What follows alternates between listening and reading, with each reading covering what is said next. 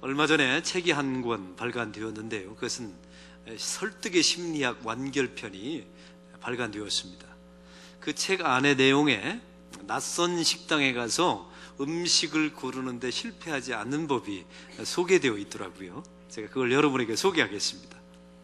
낯선 식당에 가서 아주 음식을 선택할 때 써먹는 방법인데요. 보통의 사람들은 종업원에게 이렇게 말을 한다고 하죠. 이 식당에서 가장 맛있는 게 무엇입니까? 당신이 가장 좋아하는 음식이 뭡니까? 당신이 추천할 만한 음식은 뭔가요? 이렇게 대부분의 사람들이 묻는다는 거예요. 그런데 그 종업원의 추천에 의해서 음식을 먹으면 실패할 가능성이 아주 많다는 것입니다. 실패하지 않으려면 이렇게 물어봐야 된다는 것입니다. 이 식당에 단골 손님들이 있습니까? 예, 있습니다.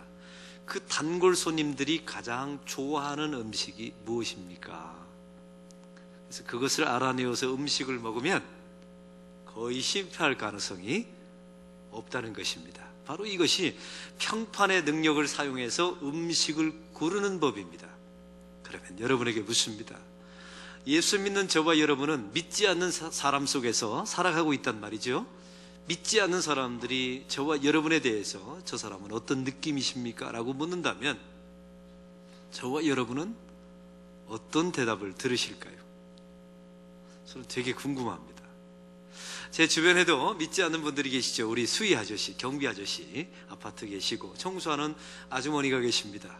혹시 기회가 되신다면 저희 아파트에 오시면 꼭 물어봐 주시기를 부탁을 드립니다.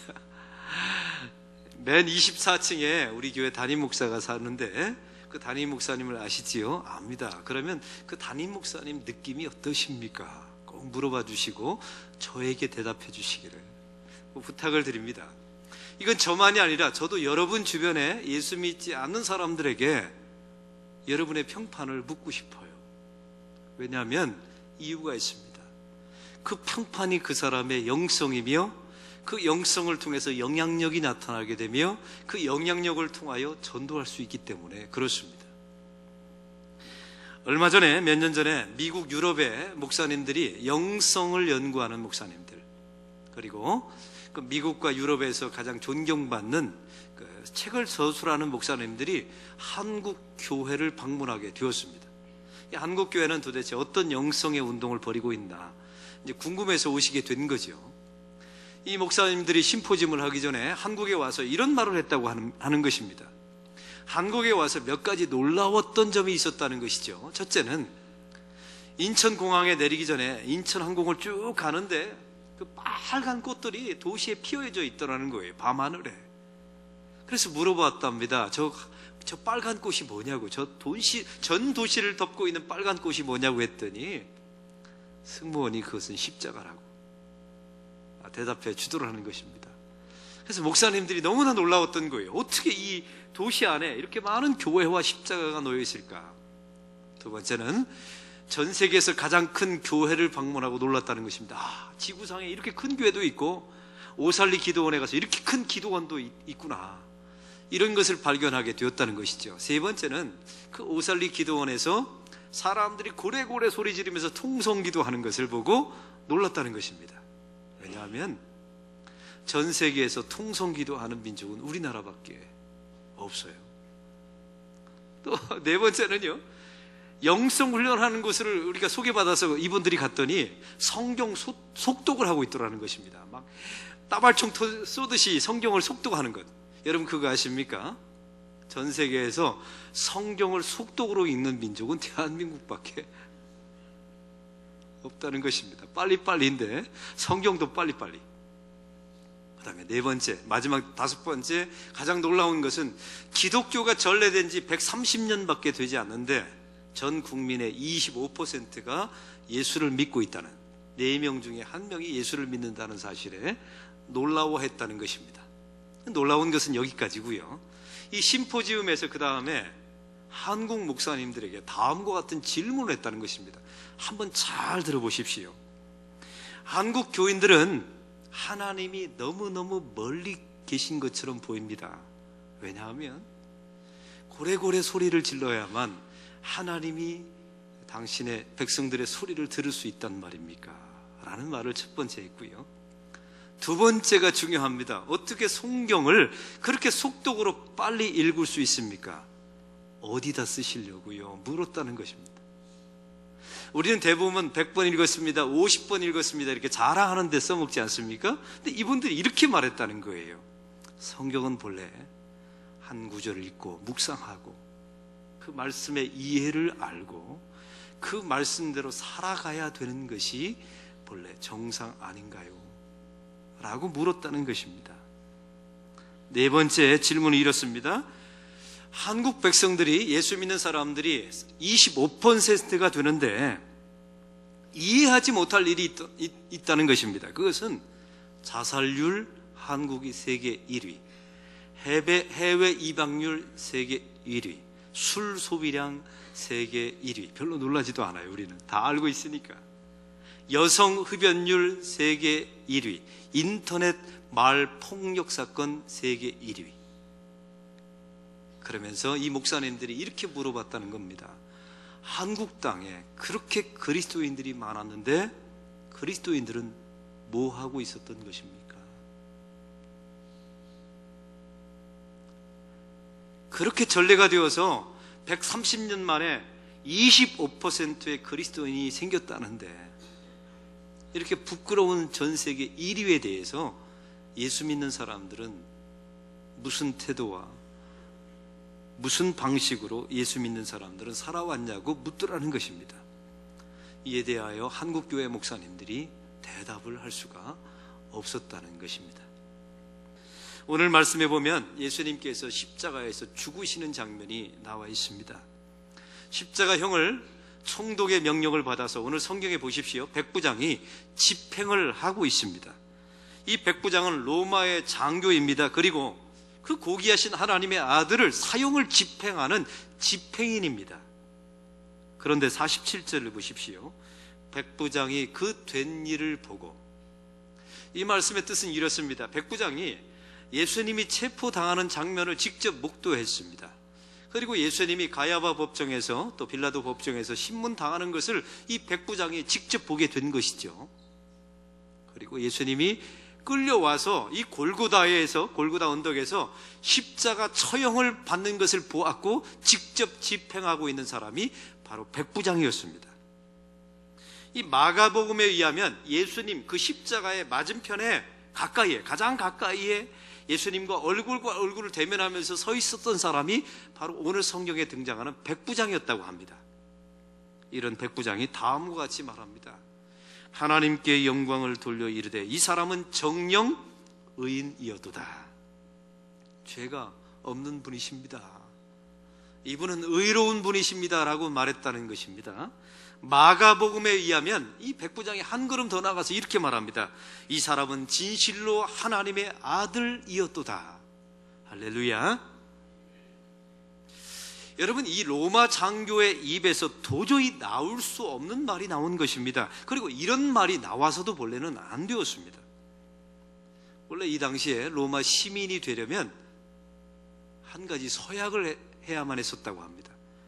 이렇게 서약을 했었다고 해요.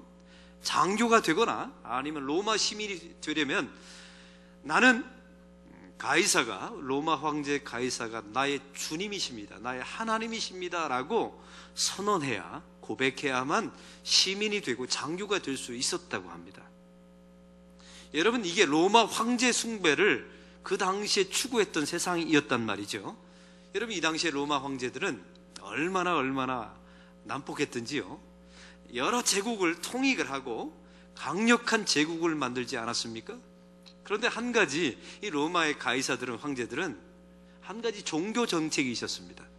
그것은 먼저 가이사는 나의 하나님이십니다, 나의 주님이십니다 라고 고백하면 자기들의 섬기는 종교를 섬기도록 허락했습니다. 다시 한번 표현합니다. 먼저 황제 숭배를 통해서 가이사가, 황제가 나의 하나님이십니다 라고 고백하면 얼마든지 타 종교를 믿을 수 있는 자유를 허락했단 말이죠. 그런데 이것을 끝까지 거부했던 종교가 하나 있었습니다. 그게 바로 기독교였던 것입니다. 그래서 로마의 가이사들, 특별히 네로 황제 같은 경우는 예수 믿는 사람들을 원형 경기장에 집어넣고 사자에 찢겨 죽게 하고 불에 태워 죽였던 역사적인 사건이 있습니다. 황제가 나의 주님이십니다. 이 고백은 이 로마 세계에서 너무나 당연하고 너무나 많은 사람들이 고백했던 내용이었던 것입니다. 그런데 오늘 성경을 보십시오. 이 백부장이 이렇게 말하고 있는 것입니다. 전 세계를 지배했던 그 화려한 로마 황제 앞에서 황제가 나의 주님이십니다 라고 말했던 사람이 지금 십자가에서 거지 같은 모습으로, 세상에서 가장 거지 같은 모습으로 돌아가시고 있는, 죽어가고 있는 그 예수님에게 주님, 당신은 나의 하나님이십니다. 당신은 하나님의 아들이십니다. 당신은 의인이십니다. 당신은 죄가 없으십니다. 당신에게는 반란죄가 없습니다. 당신은 소유죄가 없습니다. 당신은 무고한 사람입니다. 이걸 고백하고 있는 것입니다. 힘과 권력의 상징이 바로 로마 병사들 아닙니까? 옷도 제복, 로마 병사들의 제복을 보셨나요? 얼마나 멋있는 제복인지 몰라요. 명예와 힘을 상징합니다. 그랬던 대표적인 인물인 이 백부장이 너무나 초라하게, 무기력하게 십자가에서 죽어가고 있는 예수님에게 당신은 무죄입니다. 당신은 하나님의 아들이십니다라고 고백하고 있는 것입니다. 황제에게 해야 했던 고백을 그 예수님에게 하고 있단 말이죠. 이 로마 병정 앞에서 절대로 나올 수 없는 말이 이 백부장의 입에서 나오게 된 것입니다. 도대체 십자가 밑에서 백부장이 무엇을 보았길래 이렇게 충성의 대상을 바꾸치게 한 것입니까? 도대체 십자가 밑에서 예수님의 무엇을 보았길래 이 백부장이 이렇게 돌변하게 된 것입니까? 어떤 분들은 이렇게 말씀하십니다.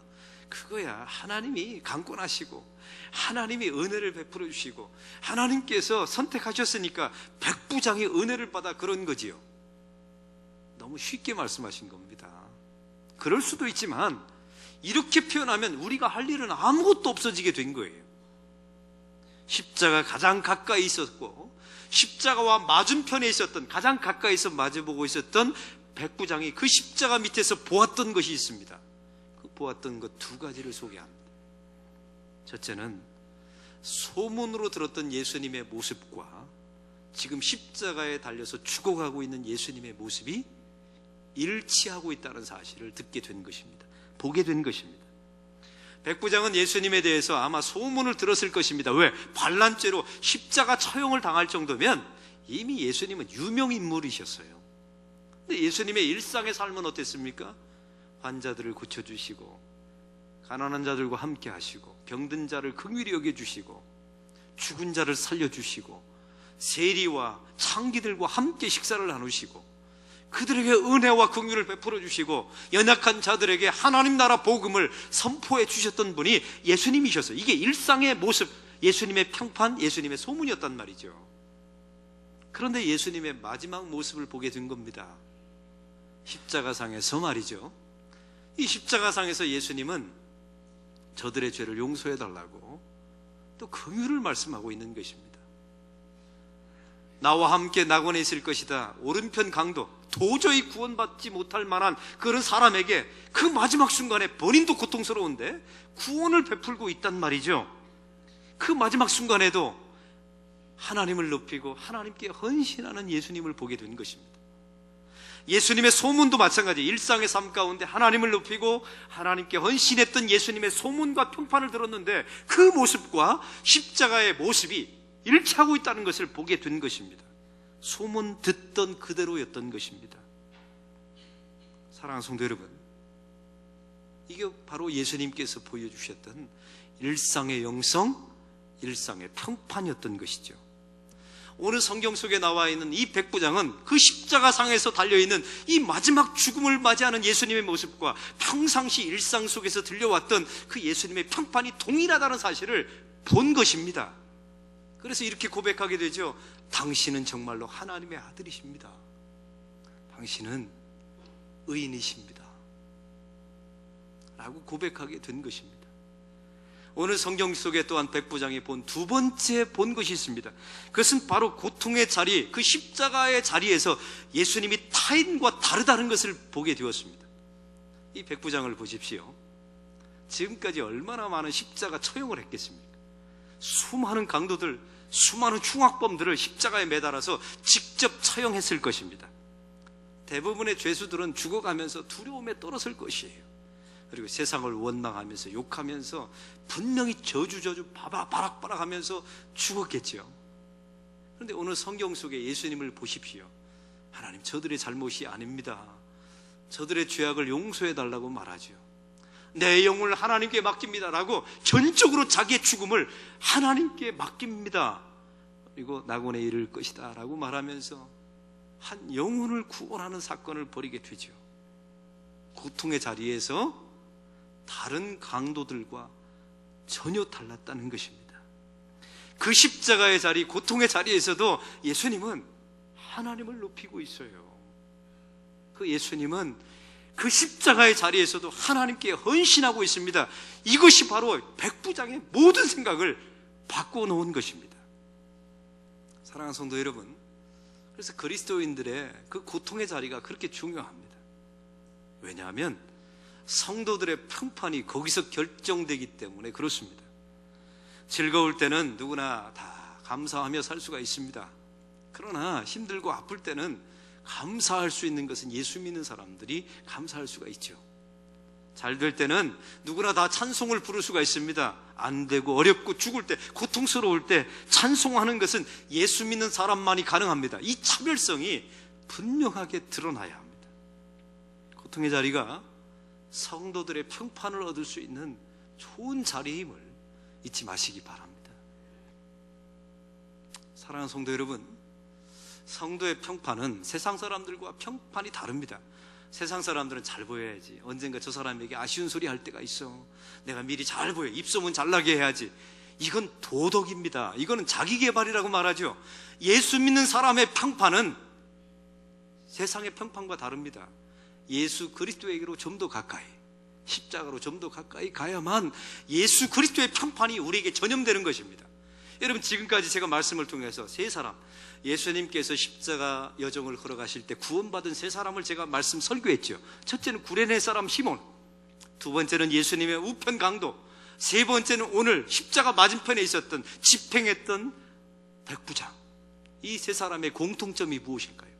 수많은 의롭게 사는 사람들이 있었어요. 그런데 유독 이 세 사람이 예수님의 마지막 십자가 여정에서 구원을 받습니다. 이 세 사람의 공통점이 무엇일까요? 두 가지가 있어요. 첫째는 인간적으로 봐도 이 세 사람은 절대로 구원받을 수 없는 조건을 가지고 있는 사람들이에요. 두 번째 공통점이 있습니다. 예수님 너무 가까이 있었던 사람들이에요. 십자가 가까이 있었던 사람, 십자가를 졌던 사람, 예수님의 십자가 우편에 달려 있었던 사람, 예수님의 맞은편에 있었던 사람, 이걸 접촉의 원리라고 말합니다. 예수님은 십자가상에서 하나님과 접촉하고 계셨어요. 아버지여, 내 영혼을 아버지께 맡기나이다. 그 죽음의 순간에서도 하나님과 손을 잡고 있어요. 하나님과 접촉하고 있습니다. 그 하나님의 영성이 예수 그리스도에게로 옮겨오게 된 것이죠. 하나님의 평판이 예수님에게 전염된 것입니다. 그런데 놀라운 사실은 구레네 사람 시몬이 예수님의 십자가를 질 때 그 예수님의 평판, 예수님의 영성이 구레네 사람 시몬에게 전염됩니다. 예수님의 영성이 우편 강도에게 전염됩니다. 예수님의 평판이 이 백부장에게 전염됩니다. 단 이유는 한 가지, 예수님께 가까이 있었던 것입니다. 제가 지난주에 읽었던 책 한 권을 소개합니다. 그들은 왜 카톨릭 교회로 갔는가라는 책입니다. 요즘 최근 5년 동안에 카톨릭 교회가 74%가 성장했다는 것입니다. 대단한 성장입니다. 놀라운 사실은 개신교 교인들이 개종을 해서 천주교로 간 확률이 대단히 높았다는 사실이죠. 그 이유가 무엇인가? 개신교인들은 왜 천주교로 갔는가? 첫 번째 이유가 뭔 줄 아십니까? 리서치 조사를 했더니 개신교가 시끄러워서 천주교로 갔다는 것입니다. 그런데 한번 생각해 보세요. 여러분, 개신교는 잔치집 아닙니까? 이게 축제, 잔치집이니까 시끄러워야 되는 게 맞아요. 예배는 좀 박수도 치고 눈물도 있고 웃음도 있고 고백도 있고 두 손 들고 하나님을 솟구치면서 찬송하는 것이 맞습니다. 그런데 천주교인들이 말하는 게 뭔지 아세요? 개종한 사람들이 시끄러운데 그 안에 영성이 없다는 것입니다. 그 안에 거룩함이 없다는 거예요. 그 안에 예수 믿는 사람들의 평판이 최하점이라는 것입니다. 그래서 개신교에서 개종해서 천주교로 가버렸다는 통계가 그 책에 나와 있습니다. 키에르케고르라고 하는 영성가는, 철학자는 이런 말을 했습니다.